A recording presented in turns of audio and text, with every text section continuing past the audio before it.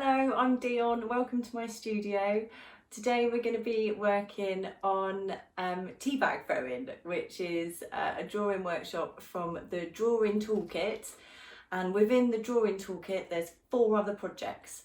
So there's a project on experimental drawing, there's a project on artists, so you can explore different ways of working through the eyes of other artists, or there's a project on natural forms, but we're going to be starting with mark making. So the first workshop is teabag throwing. So step 1, you need some paper. Now this paper can be really big and you can put it on the wall, you can put it on the floor. I'm working at my easel because it's easier for you to see, but this activity is actually quite good working on the floor as well, because you can vary the tea bags from different pressures, which you'll see in the next step. So you need to get yourself a bowl, you need kind of warmish water, and then you need some tea bags. So I've got a few different tea bags here. I've got some herbal tea bags, I've got just some standard tea bags, and what you'll find is they all make different colours. So I'm going to pop them into my water, and the more kind of fruity, the more interesting in the colours, but it might be that you just want to stick with normal tea bags, and that's fine as well.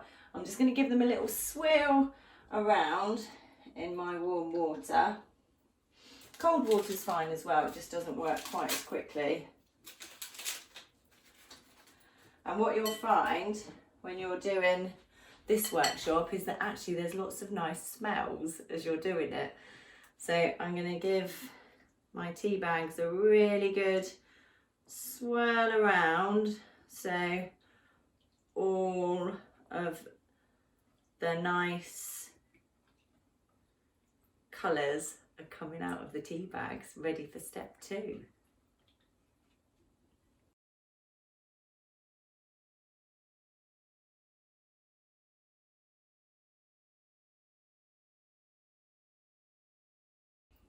Okay, step 2, we're going to be throwing the tea bags at the paper, but we're going to be doing it from different distances and different pressures. So you're going to be throwing it with different kind of force each time, because you'll find that it will make different marks on the surface. So this is why it's quite good to do on the floor, because you can throw it really hard, you can get really close, but I'm going to be doing it standing up so you can see. So, and this is also why it's quite nice doing it at the wall. That's if you've got paper up. So you can just throw it. I'm just giving it a little squeeze out so it doesn't go everywhere, the water, but you'll see that I'm getting some nice marks on the surface. So just check with where you're doing this that it's okay. And I'm just going to pick these off of the floor just so, because I can reuse them again and again, and that you'll find if you throw it really hard, then actually you might get some of the grains coming out of the tea bags, which is quite nice as well.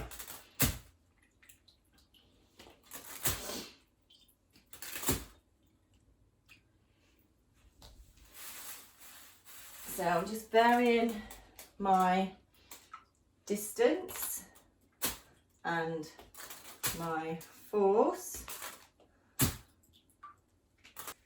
Nice marks on the surface, and I'm trying to fill all of the white paper.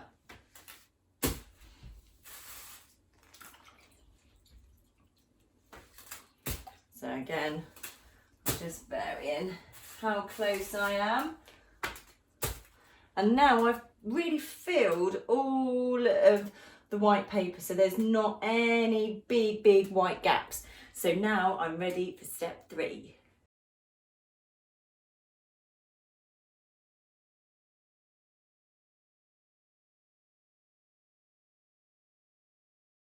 Okay, so step 3, we're going to be drawing in and exploring the marks that we've made on the surface with our tea bags. So I'm going to be using some graphite. So this is a bit like a pencil but without the wood around it, but you could use pencil, you could use pens, you can use whatever you've got that is a drawing tool really, but I like graphite because it's nice and varied in the marks that you can make. So what I'm going to do is I'm just going to start by drawing round the tea bag marks. So when I get close to a mark, that's been made by the tea bags, I'm going to press down really hard, and then when I'm further away, I'm going to press a little bit lighter. So I'm going super duper duper duper hard when I'm next to the tea bag mark, and then lighter as I move away. And what's nice about the graphite is that it allows you to hold the pencil in different ways. Now, I really like to hold the pencil at the kind of end so that it allows me a bit more freedom in my mark making. So have a little experiment if you're holding a pen or if you have got a graphite with how you're holding it. But what I'd like you to do, in the same way as you did with the tea bags, with how you varied the pressure of how you threw it and how it hit the surface of the paper, I'd like you to do the same with your drawing tool. So when you get close, you're going to be pressing down hard, and the further away, it's going a little bit lighter, so you're not pressing down quite as hard. So I'm going super duper hard next to a shape. So I'm just identifying the shapes that I find interesting, and that's going to be different for everyone. So I'm pressing down really hard, and then as I'm moving away, it's getting a little bit lighter. Now, what I'm also starting to think about is what it's starting to form. So it could be that actually it's just forming a pattern, or it could be that it's starting to look like something. It could look like an aerial view of a landscape. It might look like rain falling against a window. It could look like something that's quite kind of out spacey. It could look like an aerial view of water, and actually it looks quite a lot like kind of different land. Or yeah, quite often it does look like something that is actually underwater as well. So as you're drawing, just start to think about what you can see. So as I'm getting closer to these shapes, I really like, because you'll find that sometimes there's some really, really nice little patterns and shapes that are starting to fall, and just really celebrate those. So if you find something, oh, that looks really lovely and I'm really interested in that mark that's made, then go in, outline it, draw into it. So again, when I'm close to a shape, I'm pressing down really, really hard. And then when I'm further away, I'm just varying my pressure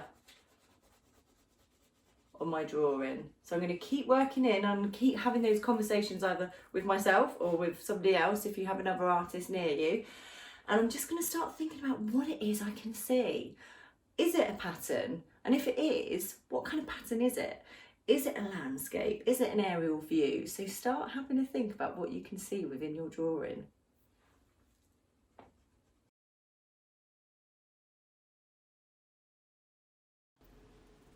As I'm working across my drawing, I'm really selecting the areas that I'm finding really interesting, working into those.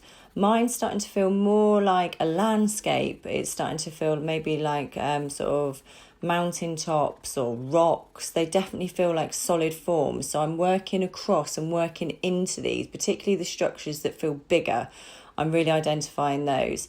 So I'm carrying on working in with my graphite. But what I'm thinking about doing is maybe introducing some colour. So it might be that you keep yours as a drawing and it stays completely with graphite, and that's absolutely fine. It might be that you'd like to introduce some charcoal.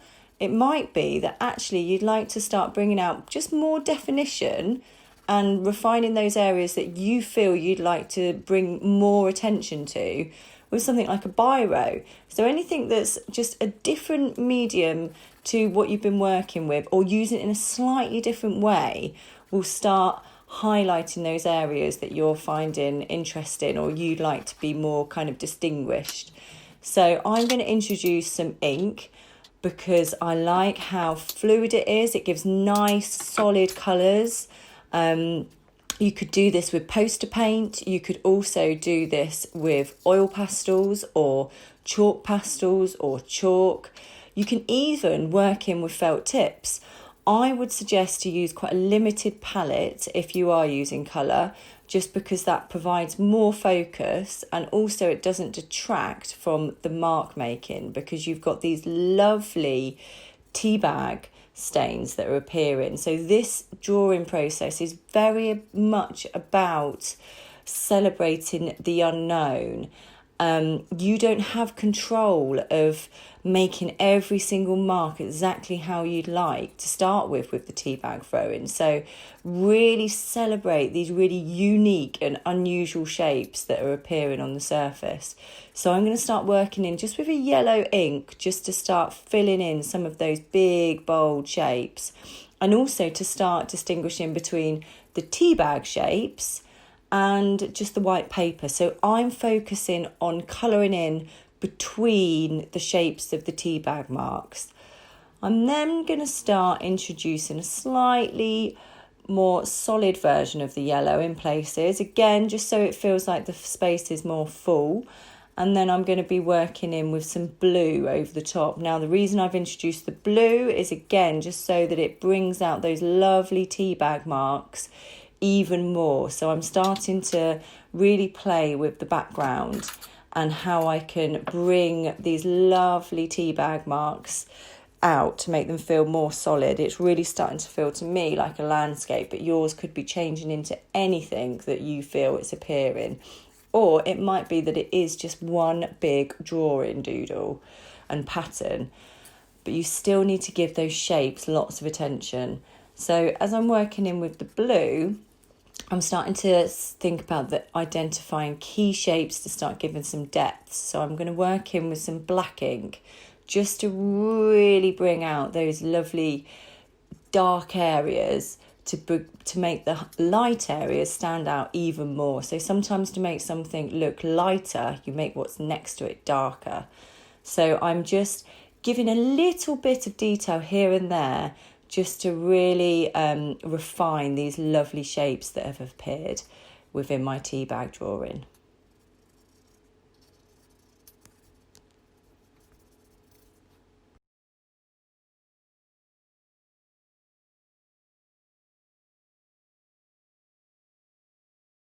So artists to look at, Tamara Henderson is a really interesting artist because she works across a variety of media. So that's really relevant for this way of working with the tea bags. So she doesn't limit herself to any one thing. She explores lots and lots of different materials, and she explores themes like rituals, seasonal change, transformation, the environment, and mythology. So these are all things that really feel quite connected to the marks that are made with the tea bag throwing. So her work is very, very textured, and the surface is very open to interpretation, which is really relevant to the tea bag throwing approach.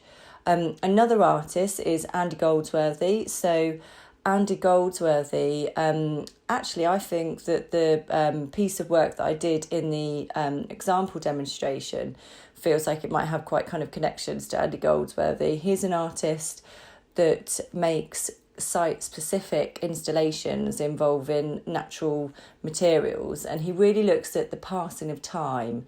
So he uses what's around him to inspire him, and I think that's again quite connected. These forms that appear in our tea bag drawing do feel quite natural. They're quite irregular in shape, but then there is this sense of kind of rhythm and symmetry in some places. So Andy Goldsworthy is a great artist to look at for the possibilities of mark making and also celebrating natural forms. Our third artist to look at is Sarah Size. Now, Sarah Size uses, again, lots of different materials, so she's not bound by one particular way of working. She looks at how materials can sit together and be layered together, so they're constantly transforming and changing into something else. And her compositions are very much about the fragility of nature, of modern traditions of objects, and she really explores how she can layer these different materials together to describe places and times and the different things that are around us, but through these layerings of different materials. So hers again are quite kind of installation based, but really worth taking a look. So different ways of moving this activity forward and developing your drawing into something else would be to take it into a three-dimensional form. So quite often these drawings turn into something that's quite sculptural, although it's 2D. So a way of working could be that you could take the main kind of subject matter and interesting elements of the drawing that you've identified and highlighted more. So those key kind of teabag marks that you've been drawing round. And then you could start using newspaper on something like card or board, and you can start scrunching and manipulating the newspaper into those main shapes within your drawing. You can then use something like masking tape to attach the newspaper onto the card or to the board, and really use your hands to squeeze the newspaper and really use the tape to secure those shapes into the different textures and surfaces that you can see on your drawing. So identify within your drawing what feels like it's closest to you, and these are probably the light marks of the tea bag, and then what feels further away, so maybe those areas that are more drawn in graphite or ink or oil pastel. So decide what you're going to make a relief. So again, I would suggest making that the tea bag shape. So you're basically constructing the tea bag shapes and marks that you've drawn into newspaper shapes, and then you're then using the masking tape to secure it onto your surface. You can then use something like modroc to start actually building a surface over the top. So modroc you can tear into strips. It's very much like plastercast or something like that. You can tear into strips, you pop it into water for 3 seconds, take off the excess water, and then smooth it over the top of those newspaper shapes that you've made. And then once you've created one layer, you can then use smaller pieces of modroc to really start creating texture. So you can start developing your drawing even further by thinking about what would maybe textured. What would that texture be? So would it be something that's rough or smooth? And how could you start creating more detail with 3D form? You might like to use something like just masking tape if you haven't got access to modroc. So you could create another version of your drawing. You might like to do a photocopy of it and then draw over the photocopy with masking tape and identify those areas that you'd like to build and draw up.